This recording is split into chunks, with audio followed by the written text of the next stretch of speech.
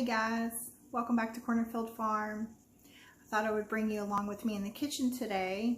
We have some leftover chili and I'm going to pressure can it and stick that in the pantry. Nobody wants to eat chili all week long and I made a lot. So come on. All right, you can see what we have going on here. I have my pressure canner all set up. It's got a little bit of water in it and I've got that heating up already. I've got my chili that's left over on the stove. I'm warming that up. I've got my kid getting ice, making a lot of noise. I've got my jars. They've already been heated and sterilized in the dishwasher. Those are ready to go. My funnel.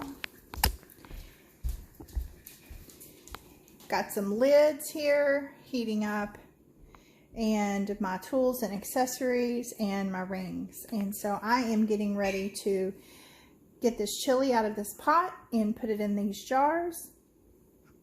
And then we're going to put it in this pressure canner. So I'm going to bring you along with me. This chili is a nice rolling boil. I'm going to get it out of here before it gets sticking to the bottom. We want to go ahead and get it in these jars while it's nice and hot. And we don't eat a terrible amount of chili, but it's nice to have this in the pantry. So I'm looking forward to it. I have already put some beans away and we've dipped into those once already, so that's been a really nice treat to have. This is new for us, having these staples in the pantry to be able to have a quick meal. Since we live in the middle of nowhere, we can't run out to the nearest restaurant and hit up a drive-through. There's nowhere to order pizza or grab a box of chicken. This is it. So what I don't cook, we don't eat. And sometimes you just don't feel like cooking. And you know, moms need to plan for sick days too. It's nice to have a little backup plan. Sometimes you work too late in the yard. Sometimes you get home late. It's nice to have something you can just throw in a pan and heat up really fast. I'm going to leave about a 1 inch of headspace on top of these jars. And then I'll take my tool there and get all the air bubbles out. And see what we have. I'm going to continue filling these jars up and we'll see how much we have. Okay, we got all of our jars filled up. And now we're going to go ahead and get all of our bubbles out with this little handy tool. It also has measurements on it. I don't know if you can see those, but those ridges there have stamped measurements on there. And this is our 1 inch headspace right here. And we're just going to check and make sure that each jar has at least 1 inch of headspace, and they do. And so we're just going to make sure we have all of our air bubbles out.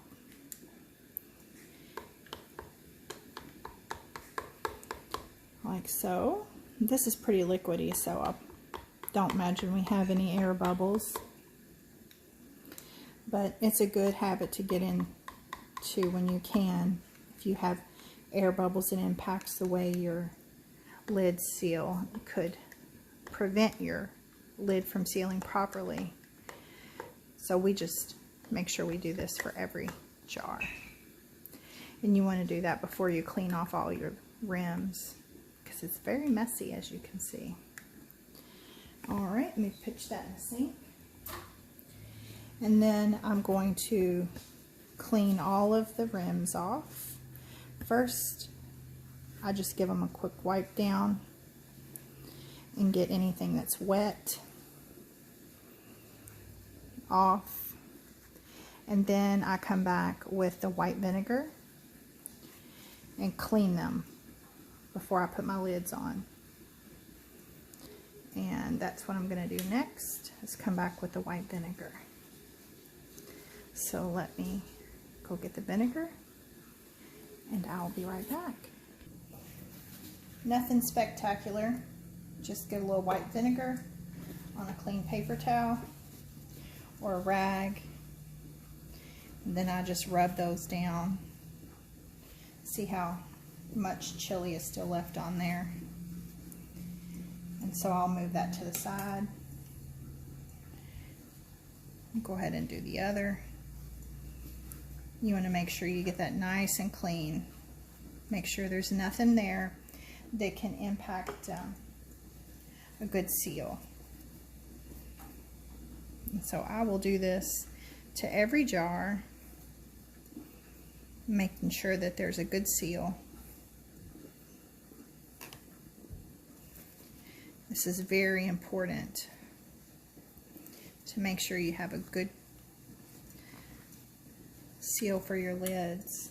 You don't want anything to get in the way of that. Now it's time to get our lids out, and they are in a pot of gently simmering water. I have this little stick with a magnet on there. It comes in a kit.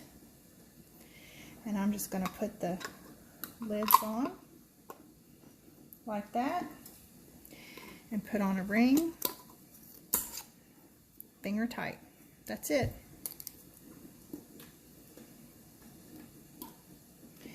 These go on, and they're going to go in the pressure canner, and it's going to cook for 90 minutes at 10 pounds.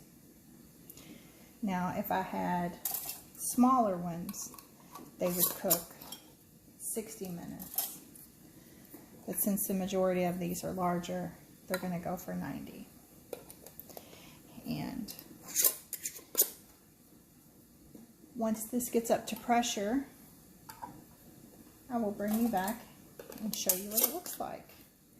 Nothing spectacular. Okay, you see our pressure cooker here is just steaming away. We've got a little steam coming here in the front. And you see this steam valve over here. Now what you're waiting for is this steam valve over here to be steady like this. Then you start a 10-minute timer. Now I'm going to start a 10-minute timer. Alexa, start a 10-minute timer. Second timer, 10 minutes, starting now. Okay. Do you want to name this timer? No, thank you. Now that our 10-minute timer has started from this steady stream, after this... Do you want to name this timer? No, thank you.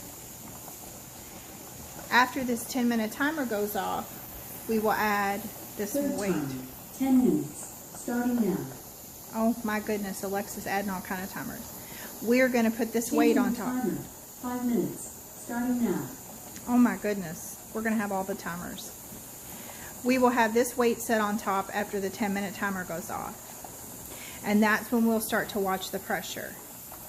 And I will adjust the flame on the stove to keep the pressure at 10 pounds. So we'll want this, oh, let me watch that, I don't want to bump that. We'll watch this dial go up to 10. And when it gets to 10, I'll adjust the flame to hold it steady. What you don't want to do is bump that with your finger like I almost just did, because steam will come shooting out of that and that will burn.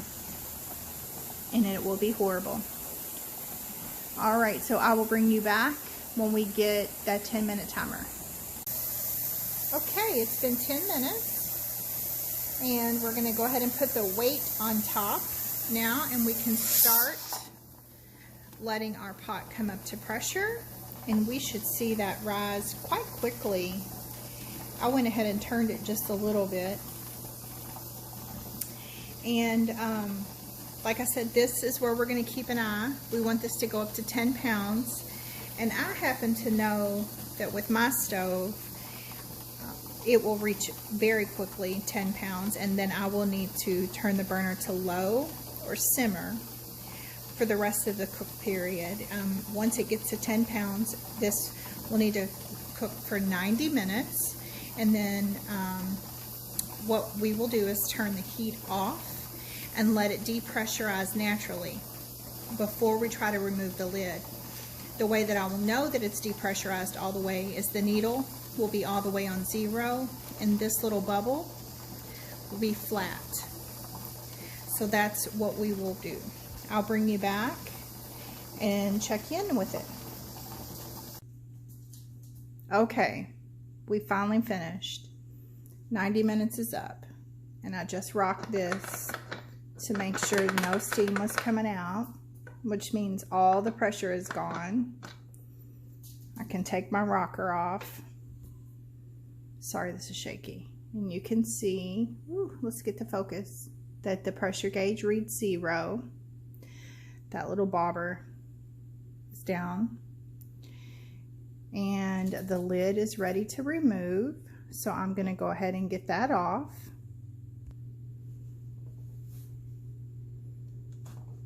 You got to be really careful when you take this off, just to be cautious. I always open away from myself because you see all that steam. Let's get this off to the side. And now we can look at our jars.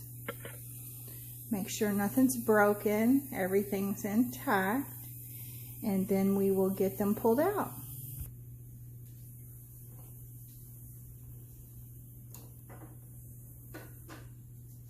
These are super duper hot. And they will sit right here, untouched, for 24 hours. Man, you can smell the chili. After 24 hours, what I always do is wipe off my jars, label the lids, and then I remove my rings and put them in the pantry.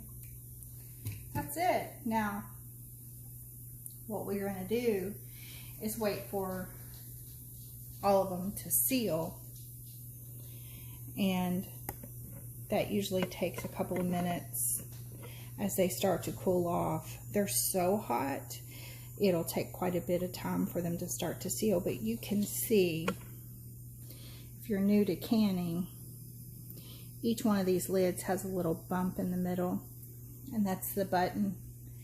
As the jar seals, it will suck that air in, and it'll cause that button to pop in, and it'll make a popping noise. By the time I go to bed tonight, most of those will have popped in, and we will know that all those jars are sealed. If they don't seal, we'll stick it in the refrigerator. We'll eat on it for the next couple of days or whatever, and it'll be fine. If it's sealed, it'll go in the pantry. It'll be fine. There is some controversy on storing with rings or without rings. Personally, I store without the rings.